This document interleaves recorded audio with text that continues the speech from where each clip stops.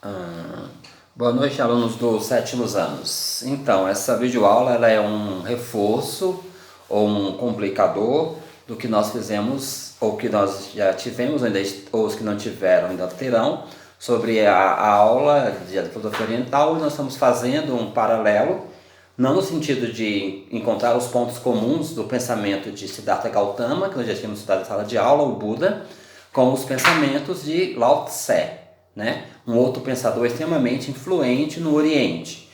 Esses dois pensadores eles pensam de forma bem diferentes. Vocês vão lembrar que o Siddhartha Gautama ele tinha como ponto de base do seu pensamento, que vai originar a filosofia budista, quatro pilares: o envelhecimento, a doença, a morte e a iluminação. E dentro dessa perspectiva do Siddhartha, ou do budismo, isso é um processo de autoconhecimento, de autoconstrução e de autossacrifício. Na realidade, é um processo onde o sujeito é responsável por ele mesmo, como se ele não dependesse do social, como se ele não dependesse do meio, para que ele pudesse atingir a sua própria iluminação, né? Essa talvez seja a perspectiva mais interessante do budismo. Isso é bom, isso é interessante, porque dá ao homem uma responsabilidade muito grande sobre suas próprias decisões, suas próprias atitudes e suas próprias ações. Um homem budista que se pauta por esse princípio do Siddhartha é um homem que calcula muito bem as suas decisões e as suas escolhas, porque sabe que ele não vai poder culpar ninguém pelas consequências daquilo que ele fez. Então ele não coloca o meio como um dos pilares para a decisão da iluminação do homem. É um processo de autoconhecimento, né? Não vamos confundir autoconhecimento com autoajuda. Fique bem claro, o autoconhecimento é você se conhecendo. E a autoajuda é alguém que, por alguma fórmula mágica, te diz quem você é.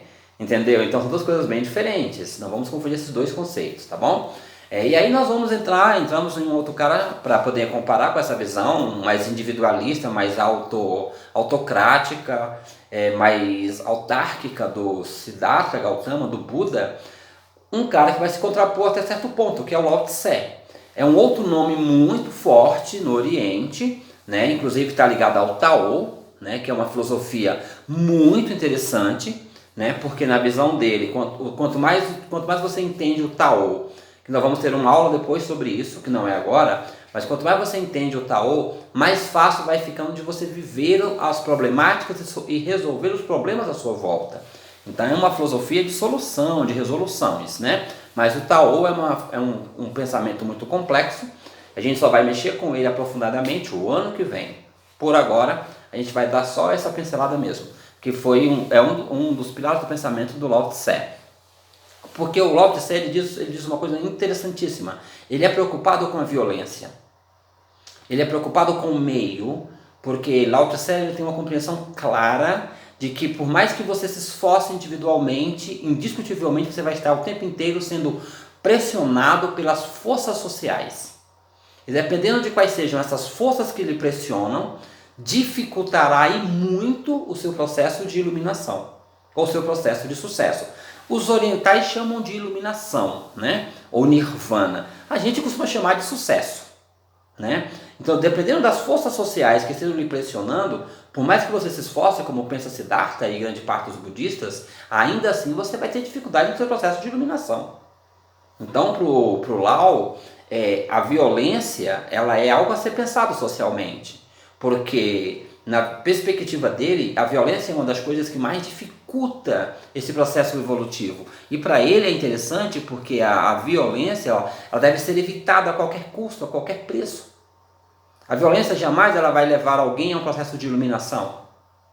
Mas o que ele vai dizer? Bom, o grande problema é que a sociedade muitas vezes cria movimentos de violência. E aí ele vai fazer um ponto interessantíssimo com Rousseau. Porque Rousseau e Lao Tse têm o mesmo pensamento. Quanto mais leis uma sociedade cria, mais difícil é de administrar ela. Porque quanto mais leis eu preciso estar criando para fazer uma sociedade funcionar, mais complexo, mais difícil é de eu conseguir aplicar a justiça. Porque com tantas leis, como é que eu vou aplicar uma justiça tão justa? É por isso que todas as vezes que você vai criando lei, segundo o Lao Tse, você vai aumentando o nível de violência social. Você vai aumentando o nível de pressão sobre o indivíduo. Isso dificultaria necessariamente o seu processo de evolução. Vamos pegar um exemplo simples que nós estamos falando. Em uma sala de aula, onde tivesse uma única regra, enquanto o professor explica, a gente escuta. Enquanto o professor fala, a gente escuta. Enquanto ele está explicando, a gente escuta. Temos dúvida, a gente pergunta. Seria necessário criar um código de conduta da sala com mais de 20 artigos, onde vocês não cumprem 2? É isso que está dizendo o Lao Tse. Em uma sociedade simples, onde as leis são simples, a paz é muito mais fácil de ser atingida. Então, para ele, quanto mais você vai criando leis, mais você vai dificultando esse processo evolutivo para o homem. Para pensar, vamos pensar de um ponto de vista um pouco mais histórico. Quando Moisés recebeu as tábuas da lei de Deus, eram só 10 mandamentos, 10. E ainda assim o homem não conseguiu cumprir. Tu já parou para pensar na nossa Constituição? Tu já parou para pensar no nosso tanto de código que nós temos?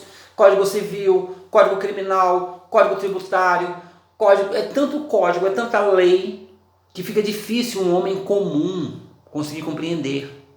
Então isso é que o Lao está dizendo. Vamos simplificar o próprio processo da sociedade. Porque esse meio, quanto mais simples ele vai se tornando, mais justas as pessoas vão conseguindo, mais justas as pessoas vão se tornando, mais justas as pessoas vão agindo.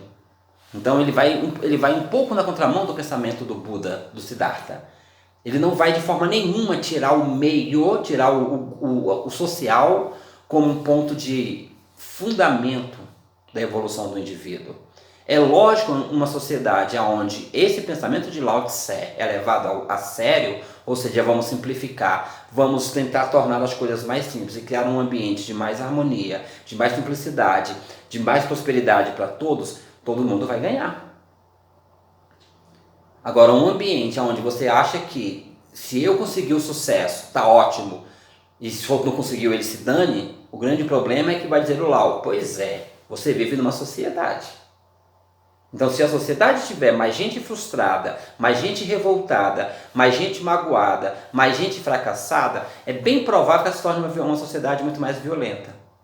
Então, é por isso que ele pregava essa busca dessa felicidade através da simplicidade, principalmente das leis.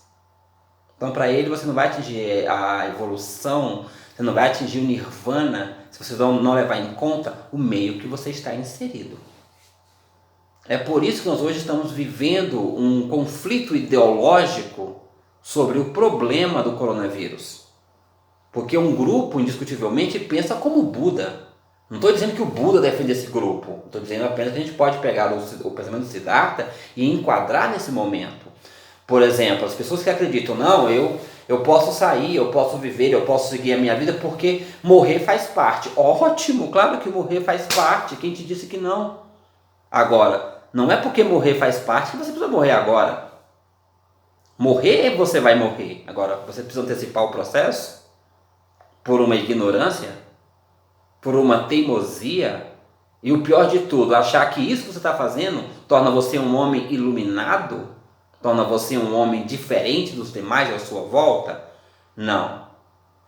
Mas existe outro grupo que diz, espera aí, vamos ver até que ponto a sociedade, até que ponto ela precisa ser protegida, precisa ser gerida para que o indivíduo que faz parte desse coletivo consiga evoluir. Imaginemos que você que tem 15, 20 anos resolve sair de casa pensando que você está de boa. Beleza. Já lembrou do seu avô? Do seu pai, pode ser mais velho que você? Isso está dizendo lá, você não pode tomar uma decisão sem você deixar de levar em conta o coletivo que você está inserido. Porque no Tao, tudo está interligado. No Tao não existe essas fissuras, essas cisões, essas rachaduras separando as coisas. Tudo está interligado. Então, para que o homem possa evoluir, a sociedade também tem que ter um processo de evolução. Por isso que ele discorda dessa perspectiva de Siddhartha. A iluminação não é só um processo de esforço. Imagine, por exemplo, um garoto que ele adora pintar. Adora pintar. Mas vamos imaginar que ele mora em um ambiente onde não tem a lápis de cor, não tem escola de artes, não tem a perspectiva dele pagar um professor de artes plásticas. Ele não tem nenhum tipo de possibilidade de aperfeiçoar isso, porque ele gosta tanto e tem habilidade para isso. Por mais que ele se esforce, faltam seus recursos materiais para que esse esforço dele se materialize. Então o que vai dizer o Lau? Percebeu? Se esse menino, se esse garoto tiver uma sociedade que propicia a ele aplicar e desenvolver essas habilidades, é bem provável que a sociedade vai ter um artista. Mas se uma sociedade frustra essa criança nesse processo, é bem provável que ela tenha um marginal, na perspectiva de Lao Tse. Correto? E não vamos confundir isso com discursos de meritocracia e coisas do tipo. Nós estamos falando aqui de filosofias onde um está dizendo que a iluminação, o processo de crescimento é totalmente a responsabilidade do sujeito, e o outro está dizendo que não, que o sujeito é responsável, mas depende do meio que ele está inserido. Tudo certo?